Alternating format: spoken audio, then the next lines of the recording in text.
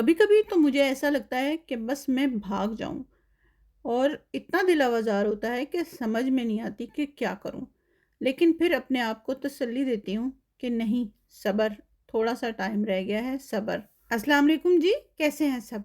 तो मैं आपके साथ आज इस वीडियो में शेयर करूंगी अपना यूएई में अकेले रहने का एक्सपीरियंस, और जो जो चैलेंज मैं फेस करती हूँ मैं आपके साथ वो शेयर करूंगी। अकेले रहने से मेरी मुराद ये नहीं है कि आप यहाँ आकर जॉब करते हो, अकेले रहते हो, वो बात नहीं है। मैं बिल्कुल अकेली रहती हूँ, अपने रूम में बिल्कुल अकेली रहती हूँ। मेरे साथ कोई फ्रेंड नहीं है। एक मेरी फ्रेंड है तो वो भी आजकल पाकिस्तान गई हुई है 2 महीने की छुट्टी के लिए। तो जब वो वापस आएगी तो थोड़ा सा फिर मेरे दिल को आसरा हो जाएगा। अदरवाइज़ जब से मैं अलैन आई हूँ मैं बिल्कुल अकेली रह रही हूँ। और कभी कभी मेरा दिल बहुत आवाज़ार हो जाता है। मुझे कोई बंदा नहीं मिलता जिससे मैं कोई बात कर सकूं। फैमिली के साथ घर पे बात करती हूँ, फ़ोन पर बात करती हूँ, मैसेजेस पर बात करती हूँ। एक यही चीज़ होती है जो मुझे सुकून देती है या जिससे मैं अपने आप को रिलैक्स फ़ील करती हूँ। अदरवाइज़ अकेले रह रह के मेरा दिल आवाज़ार हो जाता है। मेरी जॉब टाइमिंग इतनी टफ़ नहीं है, मैं जल्दी वापस आ जाती हूँ शाम में अपने रूम में। तो वो काफ़ी लंबा टाइम होता है जो मुझे अकेले गुजारना होता है। तो बस कभी मैं अपने लिए खाना बनाती हूँ, कभी मैं बाहर वॉक के लिए आ जाती हूँ, और इसके अलावा मेरे पास कोई एक्टिविटी नहीं होती। आप कितना फ़ोन देख लेंगे, कितना मोबाइल पर वीडियो देख लेंगे, आपका दिमाग थक जाता है, आपकी आंखें थक जाती हैं। और ये चीज़ आपके लिए अच्छी ही नहीं होती कि आप इतना ज़्यादा मोबाइल देखें या इतनी वीडियोस देखें। आपकी मेंटल हेल्थ पर तो जो असर पड़ता ही पड़ता है, आपकी आंखों पर भी असर पड़ता है। मुझे पहले ग्लासेस नहीं लगी हुई थी, लेकिन जब से मैं यूएई में आई तो सबसे पहले साल में मुझे ग्लासेस लगी, क्योंकि मोबाइल इतना ज़्यादा यूज़ किया। और ख़ास तौर पे जब आप रात को बिस्तर पे लेटते हैं तो उस वक्त जो मोबाइल होता है ना, उसकी जो लाइट होती है वो आपकी आंखों के लिए बहुत ही ज़्यादा नुकसानदेह होती है। मुझे बड़े अच्छे से याद है कि जब हम छोटे होते थे, मतलब जब टीनेजर में थे, तो उस वक्त हम लोग स्टोरीज़ पढ़ते थे। हमारे टाइम पे मोबाइल का ज़माना तो था नहीं। जब हम स्टोरी पढ़ते थे तो हमारी अम्मी कहती थी कि लेट कर बुक नहीं पढ़ते।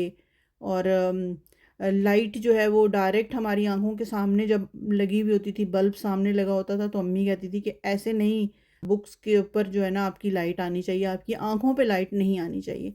इसी तरह जब हम लोग अपनी प्रेगनेंसी के बाद जो हमारे 40 दिन होते थे, उन दिनों में हम लोगों को लाइट जो है ना, हमारे ख़ास तौर पर कमरे की लाइट डिम ही रखी जाती थी कि जो लाइट होती है वो आंखों के लिए अच्छी नहीं होती। तो वॉक से फिर मैं जब घर आ जाती हूँ, फिर मैं उसके बाद अपने लिए बनाती हूँ खाना। तो आज मैंने बना लिया है अपने लिए एक ज्वार और मकई के आटे को मिक्स करके मल्टीग्रेन टाइप रोटी। इसकी जो डिटेल वीडियो है ना वो मेरी शॉर्ट में आपको मिल जाएगी। और उसके साथ मैंने बना लिया अपने लिए थोड़ा सा सैलड। ये जो ग्रीन ग्रीन पत्ते हैं इसको यहाँ पर जिरजिर बोलते हैं। और साथ में थोड़ी सी लाल मूली काट ली है।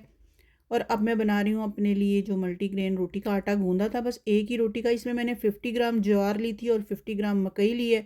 थोड़ी सी कलवंजी और नमक डालकर उसको मैंने सिंपल गूंद लिया है।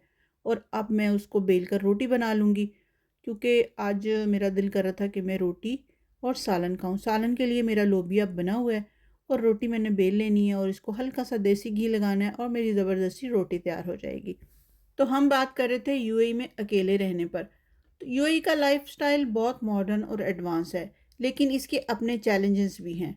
सबसे पहले सेफ्टी की बात करते हैं। यूएई एक काफ़ी सेफ़ कंट्री है, लेकिन फिर भी जब आप अकेले रहते हैं तो हमेशा अपनी सेफ्टी का ख्याल रखना ज़रूरी होता है।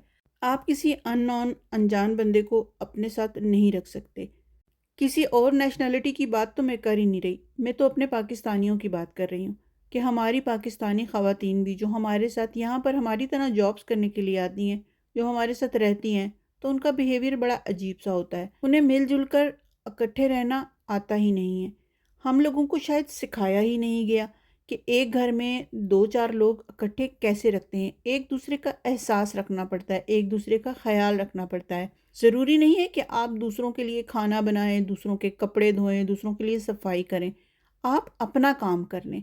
अगर आपने कुकिंग की है तो आपने किचन से निकलते हुए सारे बर्तन साफ़ करने हैं और जिस जिस चीज़ को जहाँ जहाँ से उठाया है उसको वहाँ पर रखें। इसी तरह अगर आपने वॉशिंग मशीन में कपड़े धोए हैं तो उसके बाद आप अपने वॉशरूम को अच्छे से क्लीन करके, ड्राई करके, वाइपर मार के फिर निकल लें। इसी तरह नहाते हुए भी वॉशरूम से आप वॉशरूम को धोकर खुश कर कर फिर बाहर निकलें। अपने जो मैले कपड़े हैं उन्हें वहाँ से उठाकर संभाल कर, बेशक अगर आपने अभी नहीं भी धोने तब भी उनको अलग से तय लगाकर किसी बास्केट में ऑर्गेनाइज करके रखें। आपकी ड्यूटी टाइमिंग क्या है, इससे किसी दूसरे को फ़र्क नहीं पड़ना चाहिए।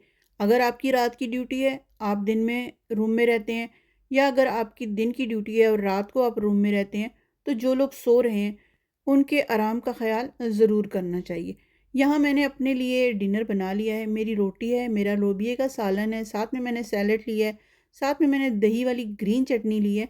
पानी मैं खाने के दौरान नहीं पीती, जो पीना होता है वो मैं पहले पी लेती हूँ। आप लोगों का भी कोई एक्सपीरियंस है या आप भी मेरी तरह अपने मुल्क से दूर रहते हैं तो मेरे साथ ज़रूर शेयर कीजिएगा कि आप लोगों के क्या एक्सपीरियंस और चैलेंजेस होते हैं। मिलते हैं नेक्स्ट वीडियो में, तब तक के लिए अल्लाह हाफिज़।